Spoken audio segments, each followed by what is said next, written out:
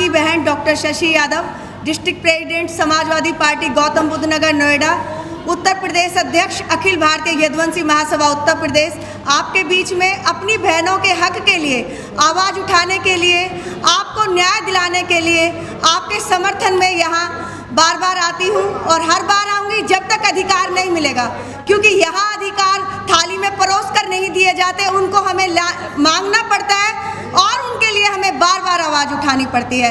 आज वैसे एक बहुत खुशी का दिन भी है कि एटलीस्ट हम महिला एक लिस्ट में आए, लेकिन यहाँ बात ओबीसी कॉलम की होती है। आपकी बहन भी doctor Shashi Yadav OBC column से आती है।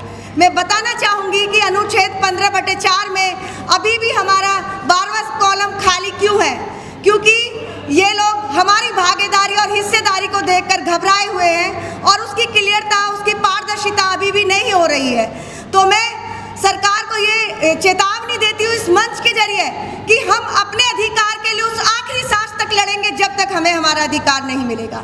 वो हमारा मूल अधिकार है और संवैधानिक अधिकार के अकॉर्डिंग हर जाति, हर वर्ग की गिनती कॉलम में होनी चाहिए और वो सामाजिक न्याय है। उसी से संपूर्ण न्याय मिलेगा, उसी से महिलाओं को महिला आरक्षण में भी हेल्प मिलेगी और ओबीसी कॉलम में ओबीसी जो हमारा अधिकार है, जो हमारा समानता का अधिकार है, हमारा एकता का अधिकार है, हमारा राजनीतिक अधिकार है, हमारा साथ चलने का अधिकार है, हमारा अपनी आवाज़ उठाने का अधिकार है, हमारे हक को दिलाने का अधिकार है, माता बहनों को बराबर में लाने का अधिकार है। डॉक्टर भीमराव अम्बेडकर के संविधान के अकॉर्डिंग जो उन्होंने हमें साथ में चलना और ऊपर खड़े होकर और उठने बोलने सिखाया है, वो अधिकार है। तो वो ओबीसी कॉलम आज भी खाली क्यों है, उसका अभी तक समाधान क्यों नहीं? ये सरकार बहुत घबराई हुई और डरी हुई है, इसीलिए बार बार जाति जनगणना को पीछे लेकर जाना चाहती है।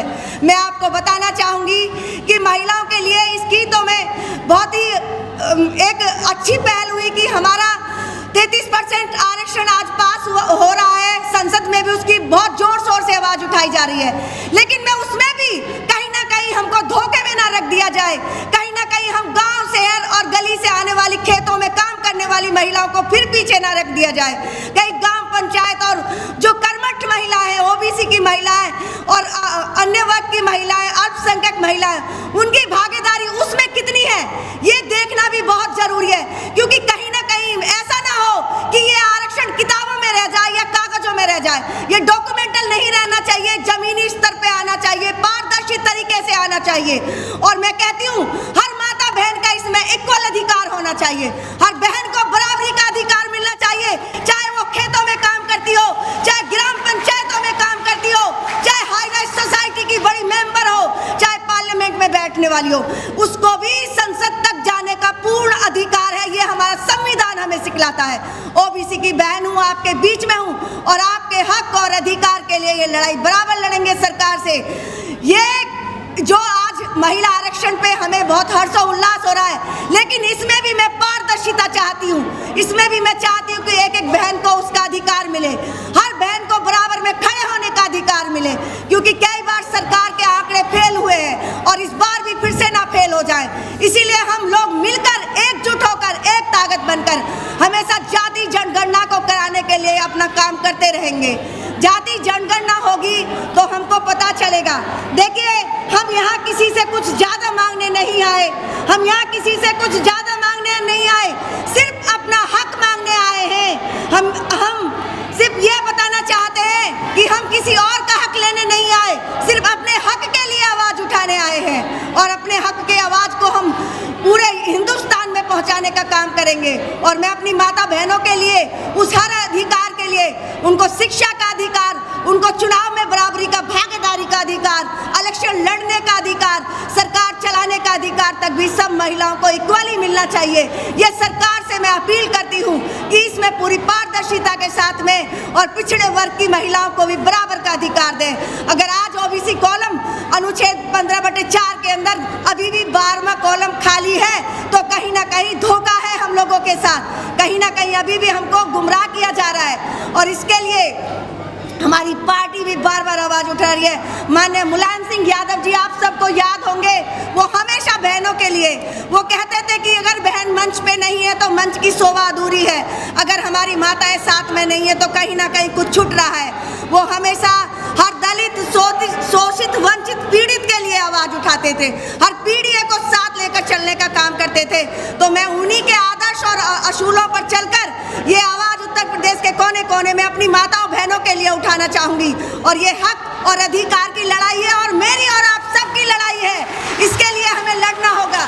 शिक्षा का मूल अधिकार, पहले तो बहनों के लिए पेत्र एक सत्ता होती है, उसको फॉलो, उसको वो कई बार उसके लिए ट्रॉल होती हैं, आगे फिर और ना जाने कितने रूल होते हैं। तो मैं यही कहना चाहूँगी, अगर जाति जनगणना होती है, जाति जनगणना के अकॉर्डिंग अगर महिला आरक्षण पास होगा तो उसमें मेरी बहनों को भी एक सामान और बराबर का सम्मान और अधिकार देकर उनको एक ऊंचे पद पे भी जगह मिलेगी और एक हर बहन का जो जिसकी जितनी हिस्सेदारी उसकी उतनी भागीदारी वाला काम होगा। तो इस सरकार से अपने हक और अधिकार के लिए हमें बार बार लड़ना है, क्योंकि आपने देखा ये जुमलेबाजी सरकार है और बार बार हमको गुमराह करती है, कहीं ना कहीं हमको घेर के रखती है और मजबूर करती है आवाज़ उठाने पे। लेकिन मैं कहती हूँ बहनों, एकजुट होकर, एक ताकत बनकर, एक शक्ति बनकर अपने अधिकारों के लिए आखिरी सांस तक लड़ो। आने वाली पीढ़ियों को तो सुरक्षित करेंगे हम लोग। अगर आज हमें हक नहीं मिला, कल तो हमें हक मिलेगा। तो इसीलिए कंटिन्यू ये लड़ाई हमारी जारी रहेगी और जाति जनगणना के लिए हम बार बार आवाज़ उठाएंगे, क्योंकि हम ओबीसी वाले हैं। ये दर्द कितना सहे हम लोग, क्योंकि नहीं तो हमारे भाइयों के लिए नौकरी है, ना ही तो हमारे लिए कोई भी यहाँ पे सुविधा है। और इन हर चीज़ के लिए किसान भाई ये लाइन में लग रहे हैं, खाद के लिए, यूरिया के लिए, और ना जाने देश किस ओर से कहाँ पहुँच गया है। तो अभी भी हमें जागना होगा और इस ढोंगी और पाखंडी सरकार को उखाड़ने का काम करना होगा, एकजुट और एक ताकत बनकर। तो अपने हक और अधिकार की लड़ाई के लिए हमें लड़ना है, बार बार आवाज़ उठानी है। और नारियों की वो ताकत है जो पूरा हिंदुस्तान देखेगा। आज आप लोगों का 33% आरक्षण पूरी पारदर्शी तरीके से पारित होना चाहिए। संसद में भी इसके लिए बार बार आवाज़ उठाई जा रही है। यदि हम ओबीसी की महिलाओं को अलग अलग, अगर हमें हमारी योग्यता के अकॉर्डिंग गांव में खेतों में काम करने वाली बहनों को अगर आज भी पीछे रख दिया तो वो हमेशा के लिए दब जाएगा कोना, कहीं ना कहीं फिर हमसे कुछ ना कुछ होगा और ऊपर दर्जे की और ऊपर आने वाले लोगों को फिर और आगे बढ़ा दिया जाएगा। तो हम यहाँ किसी का हक लेने नहीं आए, हम यहाँ किसी को पीछे छोड़ने नहीं आए। मैं कहती हूँ सबको आगे बढ़ना है, लेकिन सबको साथ लेकर आगे बढ़ना है। सबको आगे बढ़ना है, लेकिन सबको साथ लेकर आगे बढ़ना है, ताकि किसी का हक ना छीने और किसी का हक ना मारा जाए। इस सरकार से हमें सवाल पूछना है अपने हक और इंसाफ की लड़ाई के लिए, अपने अधिकारों की लड़ाई के लिए, महिला सुरक्षा के लिए, महिला शिक्षा के लिए, महिला कानून के लिए। जितने भी कानून हैं उन सबको पास कराने के लिए हम लड़ते रहेंगे बार बार, और एकजुट होकर एक साथ हम आगे आएंगे। मैं आप सबको एक बार फिर से अपने इस मंच के जरिए यही बताना चाहूँगी कि ये जाति जनगणना आज की लड़ाई नहीं है। इस देश में हर चीज़ का डाटा है, तो ओबीसी का डाटा अभी क्यों नहीं, एसटी और का डाटा क्यों नहीं इन लोगों के पास है? लेकिन इनको पता है कि आपकी तादाद उनसे ज़्यादा है, और आपकी तादाद अगर उनसे ज़्यादा है तो कुछ 10 लोग 90% लोगों पर राज कर रहे हैं, और उनको डर है अगर 90% हमसे ऊपर आए तो हम कहीं के नहीं बचेंगे। इसीलिए आपको बार बार किसी न किसी चीज़ में उलझाकर पीछे रख दिया जाता है। तो अपने हक और अधिकार के लिए लड़ो, और मैं कहती हूँ पढ़ो, शिक्षित बनो और कानून को समझो और संविधान को समझो। और जो शिक्षा वो शेरनी का दूध है, जो इसको पिएगा वो दहाड़ेगा और अपने हक और अधिकार के लिए बार बार आवाज़ उठाएगा।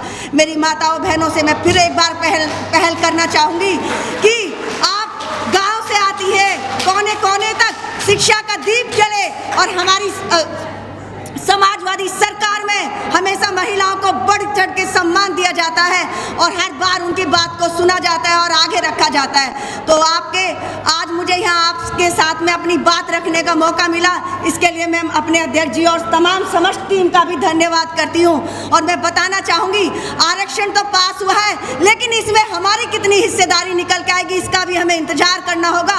और जब तक हमारा हिस्सा हमें नहीं मिलेगा हम पीछे नहीं हटेंगे, चाहे हमें संसद भवन को घेरने का काम करना पड़े, चाहे हमें संसद को घेरने का काम करना पड़े, हम पीछे नहीं हटेंगे।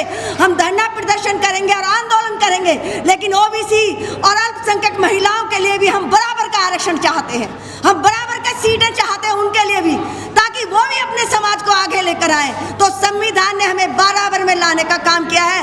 और इसी से जो आरक्षण आज हम लोगों के लिए पास होने जा रहा है संसद में, जिस पे लड़ाई चल रही है, बस हमें देखना है कि उसके लिए हमारी कितनी हिस्सेदारी है। और जाति जनगणना ना कराना इस सरकार की सबसे बड़ी चूक है। उसी को ढकने के लिए नई नई चीजें सामने लेकर आते हैं। लेकिन आप सशक्त बनो और आगे बढ़ो और बढ़ते रहो, और जब तक हमें हमारा अधिकार ना मिले पीछे नहीं हटना है।